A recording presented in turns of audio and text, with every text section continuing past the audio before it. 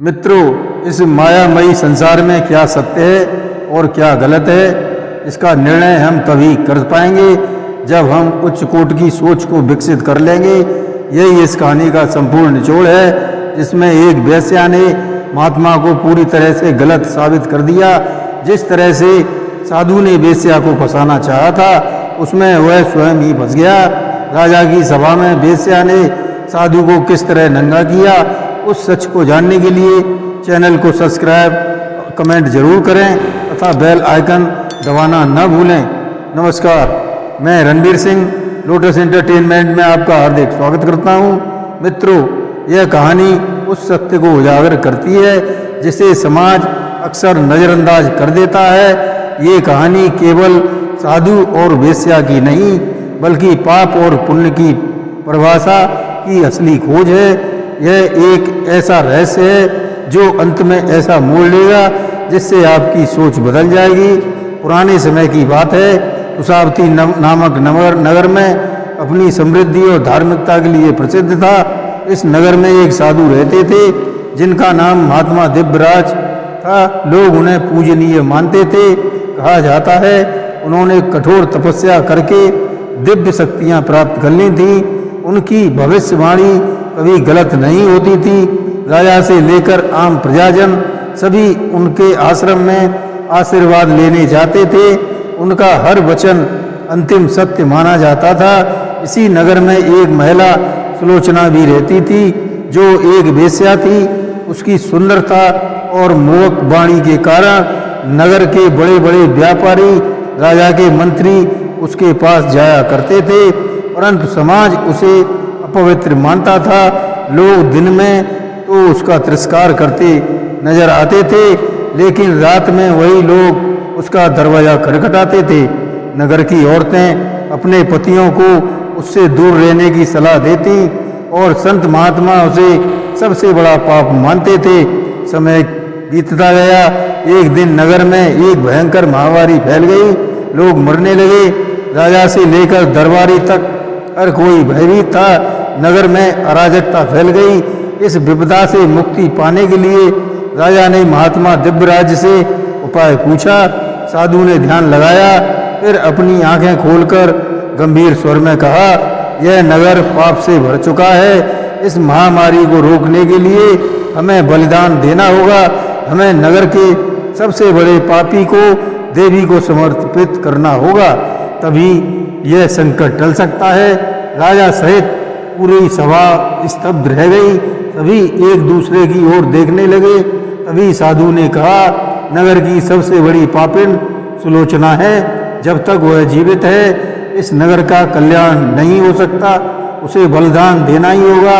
राजा ने आदेश दिया, 7 दिन के भीतर सुलोचना को तैयार किया जाए। पूरे नगर में शोक की लहर दौड़ गई। कुछ लोगों का महात्मा दिव्यराज के निर्णय पर संदेह भी हुआ, लेकिन साधु के आदेश को टालना किसी के बस में नहीं था। जब सुलोचना को ज्ञात हुआ, वह हंसती, लेकिन हंसी में दर्द छिपा हुआ था। उसने राजा से विनती की कि मुझे मृत्यु से पहले आखिरी अवसर दिया जाए। सिर्फ एक प्रश्न पूछना चाहती हूँ। राजा और साधु ने इसे स्वीकार कर लिया।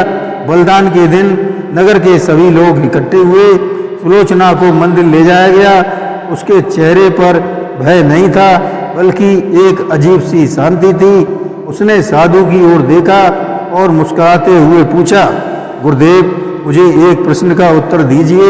साधु ने कहा, पूछो। सुलोचना ने एक गहरी सांस ली और कहा, इस नगर के कितने लोग मेरे पास आते थे? साधु चुप रहे। राजा और दरबारी भी मौन रहे। सुलोचना ने कहा, वे कौन लोग थे? क्या वे सभी पुण्य आत्मा थे? यह सुनकर सभा में हलचल मच गई। कई दरबारी अपनी नजरें झुका चुके थे। सुलोचना की आंखों में आंसू थे, लेकिन आवाज में मजबूती थी। गुरुदेव, मैंने पाप नहीं किया है। मैंने दूसरों के पापों का बोझ उठाया है। अब पूरा नगर स्तब्ध था। कुछ क्षणों की चुप्पी के बाद सुलोचना ने साधु की आंखों में झांकते हुए कहा कि आप शपथ लेकर कह सकते हैं कि मेरे पास आने वाले किसी भी आदमी को मेरे पास आते नहीं देखा। अब साधु की सांसें तेज हो गईं। नगर के लोग एक दूसरे को देखने लगे। सच्चाई धीरे धीरे सबके सामने आ रही थी। सुलोचना ने कहा, अगर मैं पापिल हूँ तो मेरे पास आने वाले सभी लोग निर्दोष कैसे हुए? अगर वे पुण्य आत्मा थे तो मैं इतनी बड़ी पापिल कैसे हो गई? अब सभा में बैठे सभी लोग खुद पर ही शक करने लगे। जो दरबारी और व्यापारी उसके पास जाने में गर्व महसूस करते थे, वे सभी अब आंखें चुरा रहे थे। तभी राजा ने महात्मा से पूछा, क्या आपने कभी उन लोगों को नहीं देखा जो इसके पास जाते थे? साधु कुछ बोलने वाले ही थे कि भीड़ में से एक आवाज आई, गुरुदेव, क्या आप स्वयं भी कभी सुलोचना के पास नहीं गए? अब पूरा नगर अवाक रह गया। चारू साधु का चेहरा पक पड़ चुका था। सच्चाई सबके सामने आ चुकी थी। साधु के पास कोई शब्द नहीं थे। साधु दिव्यराज के केवल संत नहीं बल्कि वही व्यक्ति थे जो इस षड्यंत्र के असली सूत्रधार थे। वे केवल अपनी सच्चाई छुपाने के लिए इस बलिदान का नाटक कर रहे थे।